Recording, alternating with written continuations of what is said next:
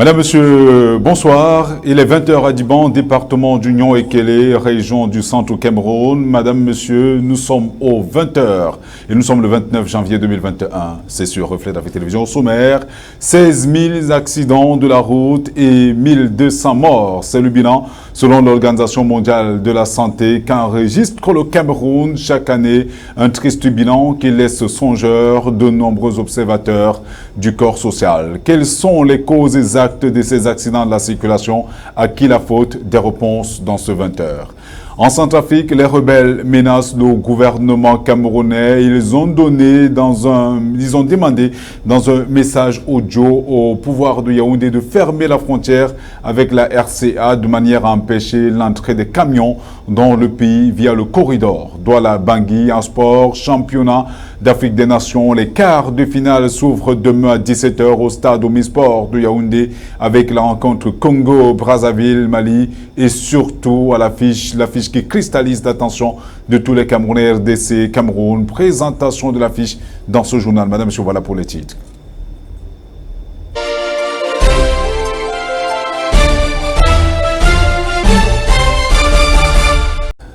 Vaincre la lèpre, mettre fin à la stigmatisation et plaider pour le bien-être mental. Tel est le thème de la 68e journée mondiale des maladies de la lèpre qui se célèbre chaque dernier week-end du mois de janvier.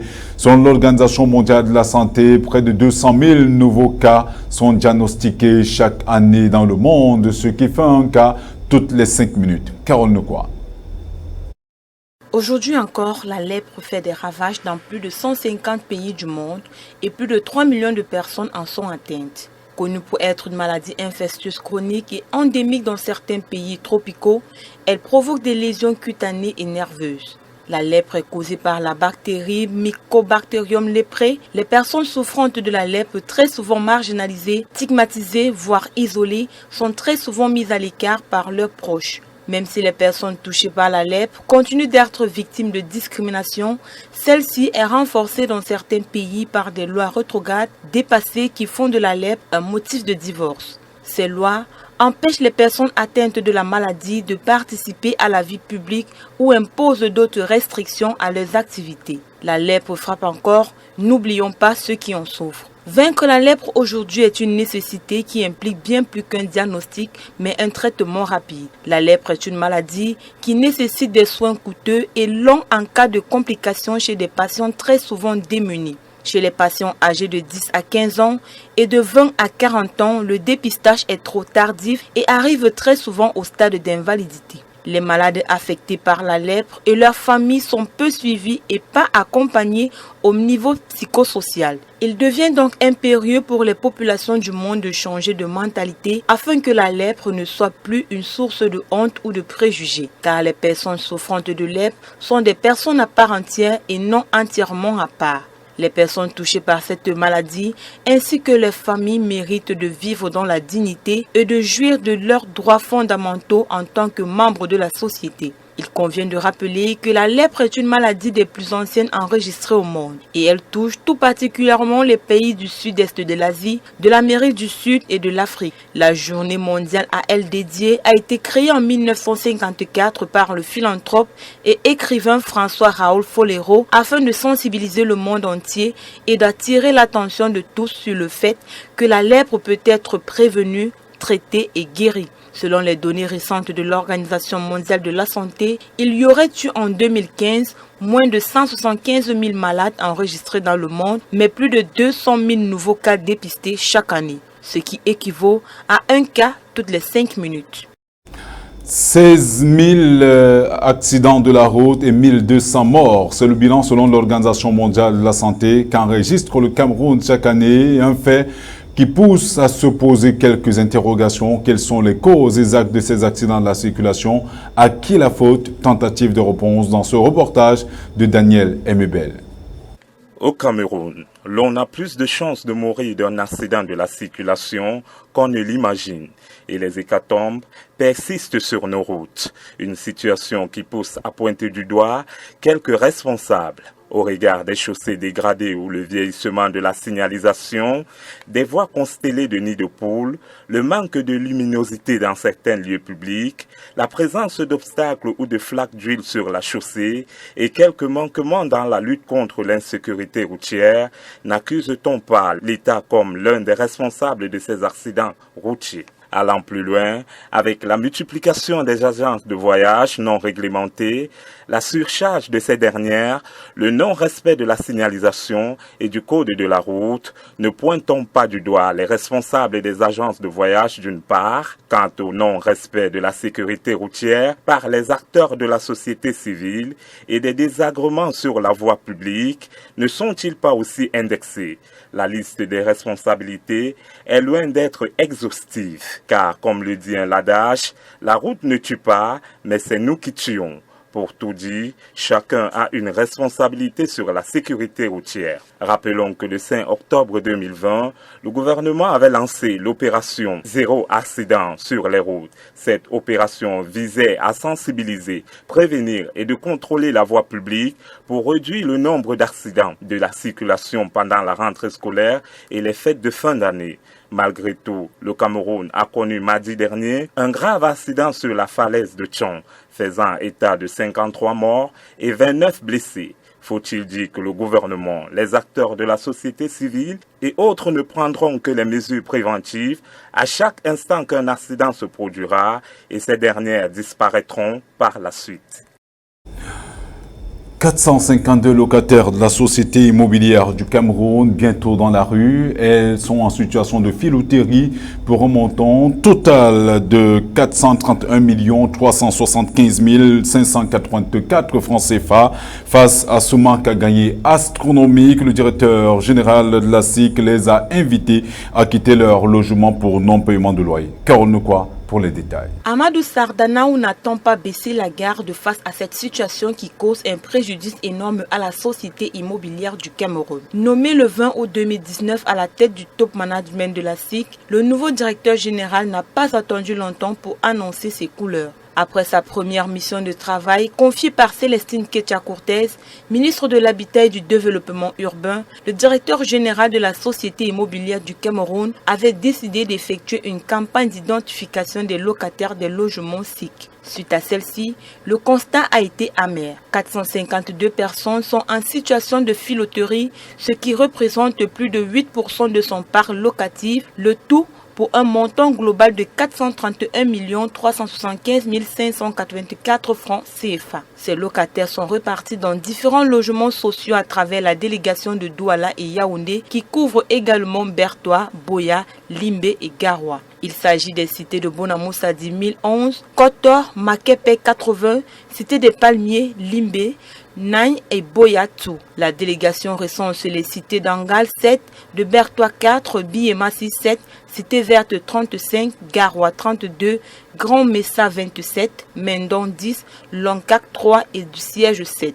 La société a accumulé des résultats déficitaires successifs ces dernières années. Moins de 4,4 milliards de francs CFA en 2016 contre moins 3,6 milliards en 2017 et moins 4,5 milliards en 2018. Afin de lutter contre ces manœuvres frauduleuses que sont les filouteries de loyers et le phénomène de sous-location des logements sociaux, le directeur de la SIC a rendu public un communiqué dans lequel il a porté à l'attention des locataires insolvables de toutes les cités SIC du Cameroun que compte tenu du non-paiement de leurs charges locatives, le contrat qui les lie à la SIC est résilié de plein droit conformément à l'article 5 du contrat de bail. Et à cet effet, ils sont tous priés, chacun à ce qui le concerne, de libérer de corps que des biens et de tout occupant de leur chef dans un délai d'1 mois à compter de la date de signature du présent communiqué. Les 10 logements qu'ils occupent désormais sans titre. Il a par ailleurs souligné que toute personne désireuse de reconduire son contrat de bail de manière implicite est priée de venir solder sa dette locative. Auquel cas, elle s'expose à la filouterie du loyer, une infraction qui est punie par les articles 74 et 322 du Code pénal camerounais.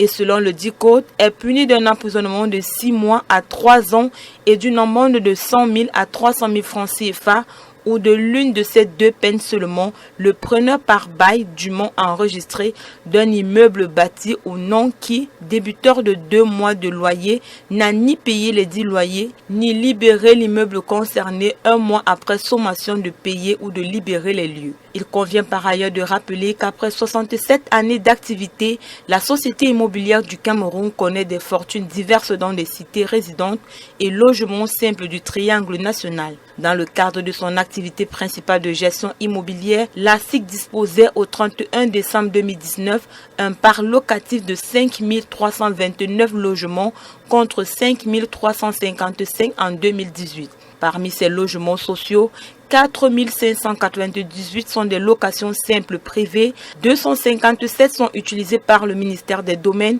du Cadastre et des Affaires foncières, 427 sont utilisés par le ministère de la Défense, 28 sont à usage de la Société immobilière du Cameroun et 15 sont sinistrées.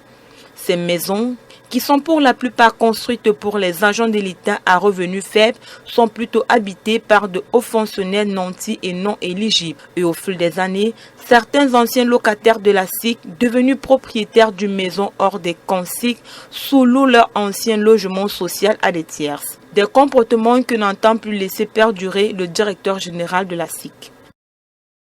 Le cardinal Pierto Perolin, secrétaire d'État du Saint-Siège, est au Cameroun depuis hier jeudi pour une visite de 6 jours. Il a été reçu par le docteur Joseph Dongote, Premier ministre chef du gouvernement camerounais à l'aéroport international de Simalène. Plus de détails avec Daniel Emebel. Au-delà de sa réception par le Premier ministre chef du gouvernement, Joseph Dongote, il était accompagné de Monseigneur Ivan Santus, officiel de la section des relations avec les États de la Secrétariat d'État. La suite de la rencontre s'est poursuivie ce matin avec tous les évêques de la conférence épiscopale nationale du Cameroun et en soirée chez Monseigneur Jean Barga, archevêque de Yaoundé. Samedi 30 janvier 2021, le représentant du pape assistera à une messe pontificale à 9 h à la basilique Marie-Reine des Apôtres de Volnay. Par la suite, le dimanche 31 janvier 2021, le prélat italien célébrera une messe à la cathédrale de Bamenda dans le nord-ouest du pays et il imposera le pallium à l'archevêque du diocèse de Bamenda, Andrew Keafonia. Par ailleurs, il visitera le foyer de l'Espérance à Yaoundé, un centre fondé il y a 40 ans par le père Jesuite Yves Lescan pour accompagner les enfants de la rue et les jeunes prisonniers. Avant son retour le 3 février, le prélat assistera à la veille à une messe à la cathédrale Notre-Dame de Victoire de Yaoundé avec tous les religieux et religieuses. 391 députés sur les 500 soutiennent désormais le président de la République démocratique du Congo, Félix Tshisekedi, qui a été contraint depuis son élection en janvier 2019 de gouverner dans une coalition avec son prédécesseur Joseph Kabila, dont les partisans étaient majoritaires au Parlement. Liliane Foggen nous en dit plus. Joseph Kabila a perdu la majorité à l'Assemblée nationale. Félix Tshisekedi est en passe de devenir le seul homme à la tête du plus grand pays d'Afrique subsaharienne. Proclamé président en 2019, mais obligé de partager le pouvoir avec Joseph Kabila, dont les partisans étaient majoritaires au Parlement, le président peut désormais compter sur le soutien de 391 députés sur 500 à l'Assemblée nationale. Le sénateur Modeste Bahati, qui avait été nommé par le chef de l'État le 1er janvier dernier, a indiqué que cette majorité écrasante va constituer la nouvelle majorité de l'Union sacrée de la nation et devrait permettre à l'investiture d'un prochain gouvernement pro-Tshisekedi. Proche de l'ancien président Kabila, le Premier ministre sortant Sylvestre Ilunga a parallèlement suggéré le jeudi 28 janvier 2021 que son gouvernement allait démissionner après avoir été visé par une motion de censure largement adoptée à l'Assemblée nationale mercredi soir. Il faut noter que la coalition Tshisekedi-Kabila avait permis la transmission du pouvoir entre les deux hommes le 24 janvier 2019, première transition sans effusion de sang dans l'histoire du Congo depuis l'indépendance du 30 juin 1960. Félix Tshisekedi avait été proclamé vainqueur des élections du 30 janvier 2018 qui avaient permis à Joseph Kabila de garder le contrôle du Parlement. Les résultats officiels avaient largement été contestés par une partie de l'opposition. Aux États-Unis, la ville de Denver, se souvient-on, avait été secouée en août 2020 après que 5 ressortissants sénégalais aient péri dans un incendie criminel. La police de cette ville, notamment de la capitale de l'État du Colorado, a annoncé avoir mis la main hier sur des présumés pyromanes. Plus proche de nous, en République centrafricaine, les rebelles menacent de gouvernement camerounais. Ils ont demandé dans un message audio au pouvoir de Yaoundé de fermer la frontière avec la République centrafricaine de manière à empêcher l'entrée des camions dans le pays via le corridor Douala-Bangui. Écoutons Thierry Blanchard-Sop à ce sujet. En République centrafricaine, un groupe rebelle disant s'exprimer au nom de la coalition des patriotes pour le changement, la CPP, demande au pouvoir de Yaoundé de fermer sa frontière avec la RCA. Le but de cette manœuvre est de paralyser le ravitaillement vers Bangui. C'est à travers un fichier audio dont la date d'émission n'est pas connue que le message est véhiculé. Ce membre de la CPP met en garde les autorités et le peuple camerounais. Très chers Camerounais, fermez votre frontière. Ne laissez pas vos compatriotes s'aventurer à Garoua-Boulaye Bangui. La CPP sur l'ensemble du territoire national est en alerte maximum, martèle la voix qui indique par la suite que les Camerounais sont avertis. Les intentions du groupe rebelle ne sont pas clairement dévoilées au cas où le Cameroun ne souscrivrait pas à cette injonction. Toujours d'après ces rebelles, le contrôle de la Centrafrique échapperait au président Touadéra qui ne contrôlerait que la capitale Bangui. Il demande de ne pas laisser les camions quitter la ville frontalière camerounaise de Garoua-Boulaye. Pour eux, tout véhicule qui bouge, hors véhicule de la MINUSCA, du corps diplomatique, est considéré comme ennemi. Aux États-Unis, 5 Sénégalais décédés en août dernier dans l'incendie de leur maison dans la ville de Denver, capitale de l'État du Colorado. La police avait alors vite fait de publier des photos de surveillance montrant 3 individus masqués portant des sweatshirts à capuche qui, selon les enquêteurs, auraient incendié la maison pour ainsi calmer les ardeurs et les rumeurs faisant état de ce que la famille ait été ciblée en raison de son appartenance à la religion musulmane. Les 3 adolescents ont été arrêtés hier mercredi par la police de Denver et ils seraient les auteurs de cet incendie meurtrier. Le chef de la police de la ville, Paul Pazan, a déclaré que les 3 adolescents âgés de 15 à 16 ans étaient placés en détention avec contre eux près de 2 douzaines de chefs d'accusation, dont 5 pour meurtre au premier degré, 3 pour tentative de meurtre au premier degré et 8 autres pour incendie criminel au premier degré. Le drame avait alors ému la communauté sénégalaise de Denver. Le Cameroun accueille sur son sol 16 pays africains dans le cadre de la compétition du championnat d'Afrique des Nations qui a débuté le 16 janvier 2021. Dans cette optique, le syndicat national des journalistes indépendants du Cameroun, en abrégé SYNAGIC, a organisé un séminaire de renforcement des capacités des journalistes sous le thème « Journalisme et le sport ». Pendant 2 jours, les journalistes ont bénéficié des enseignements des icônes du sport et c'est un professionnel des médias. Le compte rendu de Lydiane Foghem. En général, et le football en particulier, était au cœur des échanges entre journalistes et les acteurs de la société civile, sportive et politique. Avec la 6e édition du championnat d'Afrique des Nations qui se joue en ce moment au Cameroun et l'organisation de la prochaine Coupe d'Afrique des Nations 2022, le président du syndicat des journalistes indépendants du Cameroun, Alex Koko, a tenu à apporter sa pierre à l'édifice dans l'optique de rendre plus performants les journalistes sportifs camerounais avec la formation continue de ces derniers. Le séminaire de renforcement des capacités des journalistes qui a eu lieu à Bali du 27 au 28 janvier 2021 dans l'arrondissement de Douala-Premier, métropole économique du Cameroun, avait pour but d'édifier, donner des rudiments, voire des techniques de reportage à ces journalistes. Ils ont également été sensibilisés sur la place du journalisme dans le développement et la visibilité de la nation et l'impact de ce dernier dans la carrière d'un sportif. Nous avons pensé à ce séminaire pour accroître vos connaissances dans le domaine du sport. Vous êtes des journalistes. Il est important que vous sachiez dire un mot dans chaque domaine, et notamment le sport. Nous avons choisi le thème, le journalisme et le sport.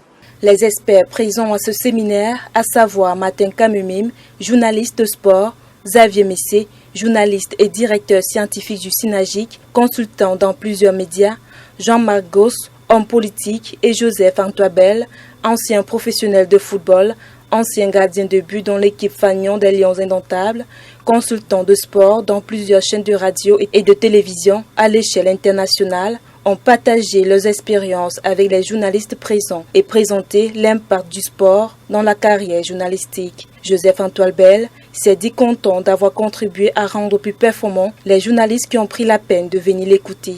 Content que quelqu'un ait songé à organiser ça, content que certains aient cru devoir s'inscrire pour venir à une formation, pour essayer de s'ouvrir l'esprit et d'entendre des choses qu'ils n'avaient peut-être pas entendues auparavant, éventuellement de poser des questions sur des sujets qui leur traversent l'esprit.